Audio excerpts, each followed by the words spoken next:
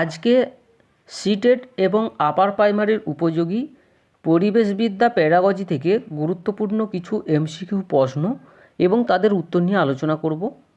1 নম্বর প্রশ্ন, শিক্ষক শিক্ষার্থীর দক্ষতা অর্জনে যেভাবে সাহায্য করেন তা হলো পরিকল্পিত পঠন পাঠন চর্চা ও অনুশীলনের দ্বারা।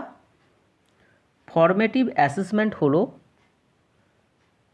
অপশন ডি উপরের সবকটি, অর্থাৎ পাঠ চলাকালীন শিক্ষার্থীর অগ্রগতি, শিক্ষার্থীর শিক্ষণের উন্নতি এবং শিক্ষকের পাঠদানের উন্নতি ঘটানো। অপশন সি দৈনন্দিন অগ্রগতির পরিমাপ। সবকটাই ঠিক। 3 নম্বর প্রশ্ন, ইএলইপি এর পুরো নাম কি? Evaluation in an educational programme. Model এক প্রকার দৃষ্টিনির্ভর উপকরণ। নিচের কোনটি দৃশ্যশ্রাব্য শিক্ষা উপকরণ? টেলিভিশন।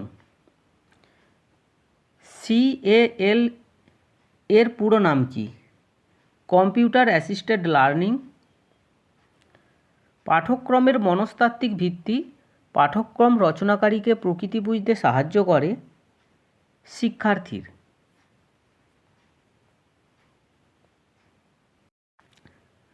অভিক্ষাকে কয়টি ভাগে ভাগ করা হয়েছে? না, অভিক্ষাকে 3টি ভাগে ভাগ করা হয়েছে।